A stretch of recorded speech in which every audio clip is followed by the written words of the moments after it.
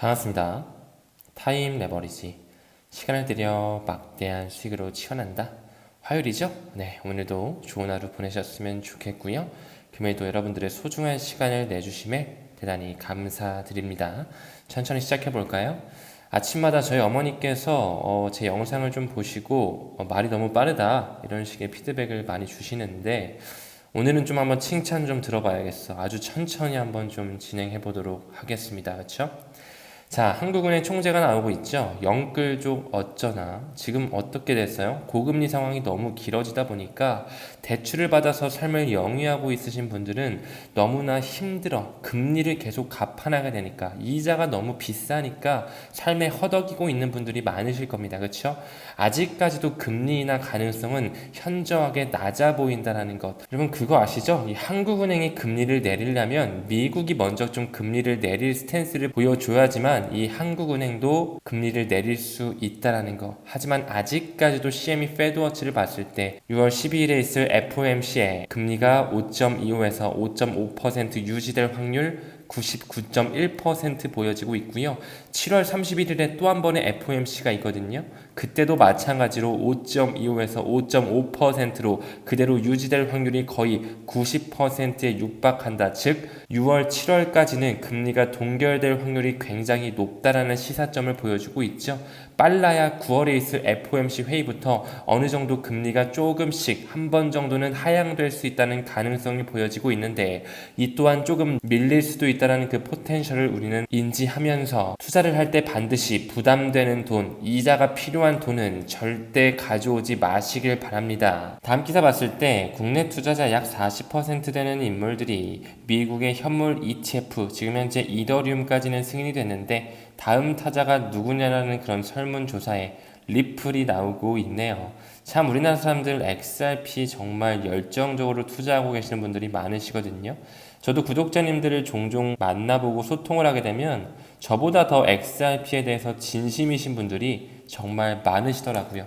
과연 이게 이 국내 투자자들의 하나의 욕심에 불과할까요? 왜 영국의 대형 금권 스탠다드 차타드는 차기 ETF 주자가 솔라나 그리고 XRP라고 여기서 또한 이야기를 하고 있는지, 그 기득권들의 ETF 타임라인에 XRP도 역시 논외가 아니라는 것 플러스 알파로 SEC와의 그 법적 공방전이 곧 마무리될 수 있다는 가능성을 직간접적으로 우리에게 알려주는 신호이지 않을까, 저는 좀 이렇게도 생각이 듭니다. 하지만 우리가 XRP의 ETF는 도대체 언제 승인되는데 IPO는 또 언제 되고 도대체 그 지긋지긋한 소송은 언제 끝나는데 그 시기에 포커스를 두기보다는 지금 계속적으로 이 마이클 세일러가 이야기하는 것처럼 비트코인이 승인이 됐고 이더리움이 승인이 됐다. 앞으로도 많은 알트코인들의 현물 ETF가 승인될 전망이다. 그렇기 때문에 암호화폐 산업에 대한 그런 비전이 굉장히 밝게 보여지고 비트코인을 필두로 한 그 크립토 산업에 앞으로도 계속 도움이 되면서 기관의 자금이 들어올 수 있는 여력이 충분하다라는 것,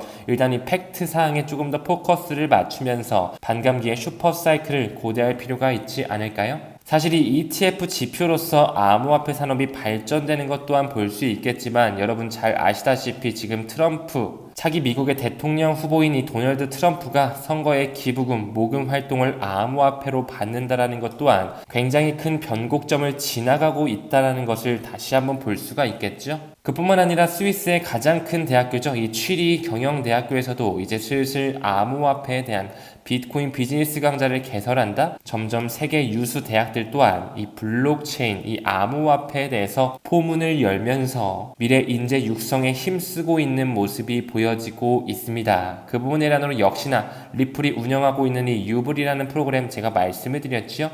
University Blockchain Research Initiative라고 해가지고 대학교에 실질적으로 돈을 투자해서 미래 인재를 육성하기 위해서 리플사는 과거부터 고단한 노력을 하고 있다라고 말씀을 드렸습니다. 그렇기에 우리 또한 반드시 미래 4차 산업혁명을 준비하면서 가치 투자를 병행할 필요가 있겠죠. 정치적 부분으로 한 가지 더 좀 짚고 넘어가자면 톰 에머라는 하원 의원 기억하시죠? 이 암호화폐 지지 의원들이 계속적으로 암호화폐를 받아들이고 있는 크립토 생태계를 점점 규제화하려는 그 모습이 포착이 되고 있습니다. 그들은 하나의 무리를 지어서 이 엘리자베스 워렌이라는 암호화폐를 지향하는 의원들을 비난하고 비판하고 있죠. 여기 하이라이트에 나오는 것처럼 톰 에머 같은 하원 의원들은 이 엘리자베스 워렌과 같은 노령 정치인 암호화폐 반대 입장에 대해서 비난할 뿐만 아니라 이 CBDC 지원을 촉구하고 있다라는 것. 또한 이 하원 의원은 디지털 통화 공간에서 투명성을 높이고 소비자를 더욱더 보호하기 위해서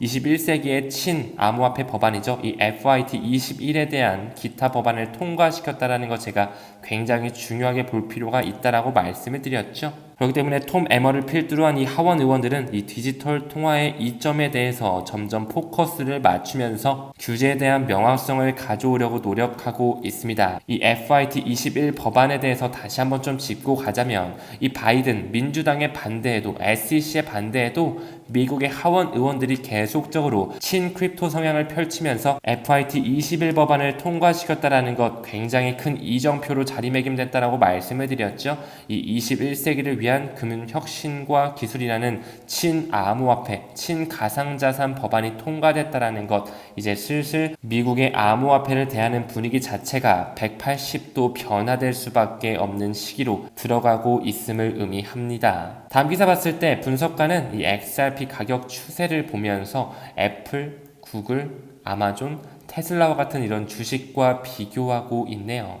이런 주식을 우리가 10년 전에, 20년 전에 투자했다면 지금 100배, 1000배의 수익을 만끽하고 있겠죠? 우리가 지금 XRP를 투자하는 것, 이 메이저 주식에 초기부터 투자하는 것과 다를 바가 없습니다. 제가 항상 언급을 드렸죠. 우리가 리플을 투자하는 부분에 있어서 물론 내년 말까지 어느 정도 시기의 저울질이 올 수 있으면서 반드시 타임 레버리지를 하자라고 말씀을 드렸지만 1만 개에서 2만 개 정도의 수량은 노후 자금으로서 생각을 하면서 10년, 20년 앞으로도 안고 가야 될 반드시 중요한 토큰이다라고 말씀을 드렸습니다. 한번 생각을 해볼 필요가 있다라는 것이겠죠. 우리가 애플의 초기 투자자였더라면, 구글의 초기부터 투자했다면, 아마존, 테슬라에 정말 초기부터 투자했다면 지금 얼마나 큰 수익률로 계좌 잔고가 불어나 있었을까를 생각해 봤을 때 이제 다음 기회는 이 리플이 중심적으로 들어올 것이다. 저는 이렇게 좀 바라보고 있습니다. 다음 기사 봤을 때 이 부자 아빠 가난한 아빠를 썼던 로버트 기요사키 잘 알고 계시죠? 가장 큰 거짓말은 미국의 채권이 안전하다라는 것이다. 그렇기 때문에 우리는 실물금, 실물은, 그리고 디지털금, 비트코인을 살 필요가 있다라고 아예 정확하게 샤라웃 해주고 있죠.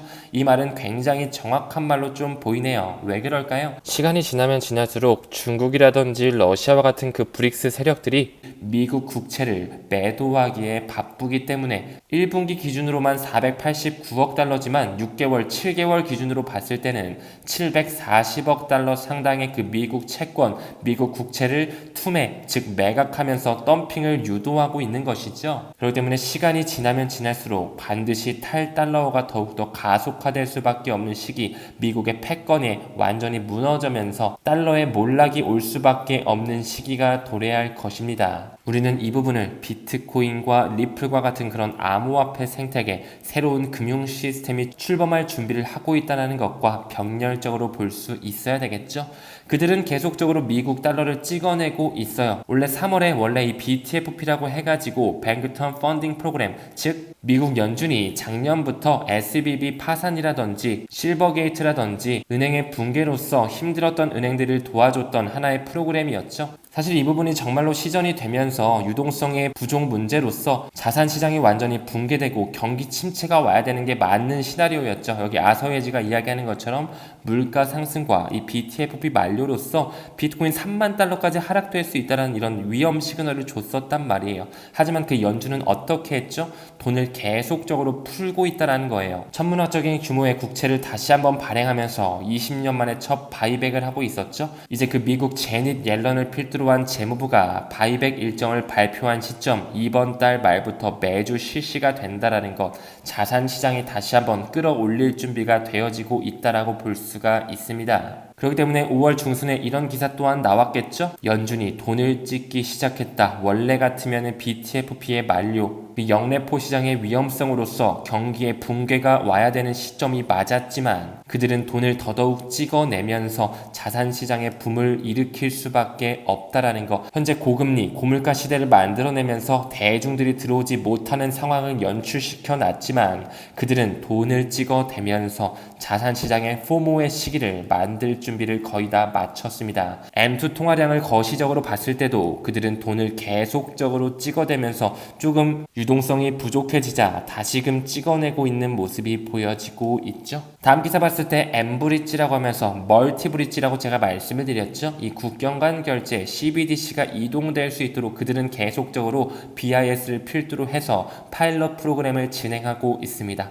중국과 태국 현지 통화 협정을 체결했다. 이 역시도 중국의 CIPS를 필두로 한 새로운 금융 시스템을 준비하고 있는 움직임이라고 볼 수가 있겠죠. 이 BIS의 공식 문서에 What is Project M-Bridge, 이 멀티 브릿지라고 하는 도매용 CBDC가 이동되는 그 하나의 파일럿 프로젝트에서 Distributed Ledger Technology, 분산 원장 기술, 블록체인이 탑재되면서 굉장히 빠르고 비용 효율적인 국경 간 결제가 일어날 수 있는 파일럿 프로젝트를 했다라는 거, 어떤 분산 원장이 쓰일지 이미 그들은 정답지를 제공하고 있다라고 말씀을 드렸고요. 이 JP모건에서도 이야기하고 있죠. 1200억 달러 규모의 비용을 절감하면서 어떻게 국경 간 거래의 비용을 절감하고 절약할 수 있는지에 대한 그 해당 보고서에는 역시나 리플이 어깨를 나란히 하고 있다라는 거, 푸날리티와 FNA는 역시나 파트너십을 맺으면서 FNA의 공식 문서에는 유동성의 최적화 솔루션으로 리플의 ODL 솔루션을 언급하고 있고요. 스위프트는 전 세계의 결제 파이프라인이자 외환 결제를 담당하고 있는 CLS 은행, 연속 결제 은행과 함께 가고 있다라는 거, 이 큰 판때기가 이동이 되면서 그 안에는 리플 네트워크가 탑재되어 있다라는 것을 해석하실 수 있어야 됩니다. 지금 현재 어때요? 이더리움 ETF 승인했는데 왜 가격이 안 오르냐고, 왜 비트코인 조정 오고 왜 알트코인 안 오르냐고, 투자자 입장에서 힘들다고, 고금리 고물가 상황이라 먹고 살기 힘들다고, 그리고 금리도 너무 높아가지고, 근데 금리 인하가 너무 안 돼가지고 투자하기 힘들다고, 그냥 지금이라도 팔아야 되나? 세력들의 의도에 맞게 이런 시나리오가 연출이 되고 있지요. 우리는 반드시 올해 연말까지는 좀 가져가자, 리플은 내년 연말까지도 가져갈 필요가 있다라고 말씀을 드렸습니다. 즉 여유 있는 스탠스가 필요하다라는 겁니다. 다음 기사 봤을 때 비트코인의 다음 랠리를 이끌 주요 촉매제 몇 가지가 좀 나오고 있는데 뭐라고 나누는지 잠깐 좀 볼까요? 첫 번째 요소는 금리 인하다. 하지만 빨라봤자 9월, 10월 정도서부터 한 번의 금리 인하가 있을 뿐, 그 금리 동결 구간에 그들은 통화량을 찍어대면서 자산시장의 붐을 만들 것이다 말씀해 드렸고요. 두 번째 랠리 요소는 규제의 변화이다. 오늘 영상에도 언급드린 것처럼 톰 에머를 필두로 한 하원 의원들의 움직임 범상치가 않다. 올해 11월에 있을 미국의 대통령 선거죠. 바이든과 트럼프의 맞대결에서 역시나 그 민심을 잡기 위해서 암호화폐에 투자하는 사람들의 표권을 얻기 위해서 그들은 반드시 규제의 변화, 규제의 명확성을 가져올 시기에 저울질을 하고 있을 것이라는 것. 아직까지 그 두 후보자는 정부 지출에 대한 해결 방안을 제시하고 있지 않기 때문에 암호화폐에 대해 투자 수요는 계속적으로 늘어날 수밖에 없는 긍정적인 촉매제가 여러 가지 보여지고 있죠. 그렇기에 우리는 우리가 모아가고 있는 토큰들의 수량에 조금 더 포커스를 맞출 필요가 있다라는 거. 과거에 리플의 분기 보고서를 잠깐 좀 가지고 왔어요. ODL 거래 수도 3분기부터 4분기까지 290%가 증가했대요.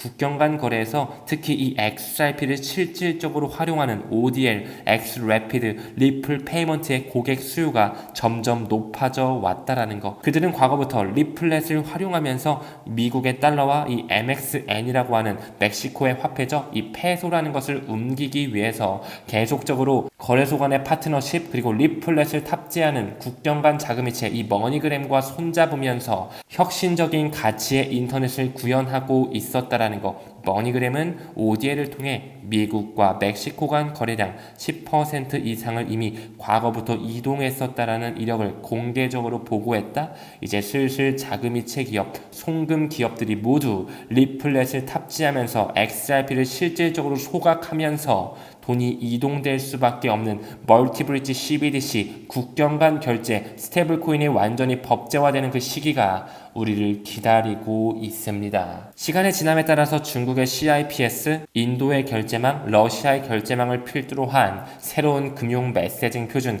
ISO 2002 시대의 공존이 우리를 맞이하면서 XDC, 알고랜드, 스텔라, 퀀트, 아이오타, 헤데라 모두 같이 반영이 되겠지만 가장 큰 유틸리티로 활용될 수밖에 없는 도매용 CBDC, 기관의 채택이 있을 수밖에 없는 토큰은 이 토큰이기 때문에 그러니까 SEC에서 계속적으로 누르고 있겠지. 이렇게 반대로 해석할 필요도 있어 보이네요. 왜 그들은 계속 리플 XRP를 2025년까지 가져가야 된다라고 이야기를 하고 있는지, 왜 스위프트의 공식 홈페이지에서 2025년 11월 때까지 새로운 금융 메시징 표준이 도입된다라고 이정표를 제시하고 있는지, 그들은 계속적으로 파트너십을 통해서 기득권 대열에 합류하며 그들의 시나리오에 대한 연출과 각본을 이어가고 있습니다. 잊지 마시고요. 긍정적인 스탠스로 오늘 하루 좋은 하루로 만드셨으면 좋겠습니다. 금일도 시청해주심에 대단히 고맙습니다. 우리는 모든 면에서 점점 더 좋아지고 있습니다. 감사합니다. 성투합시다.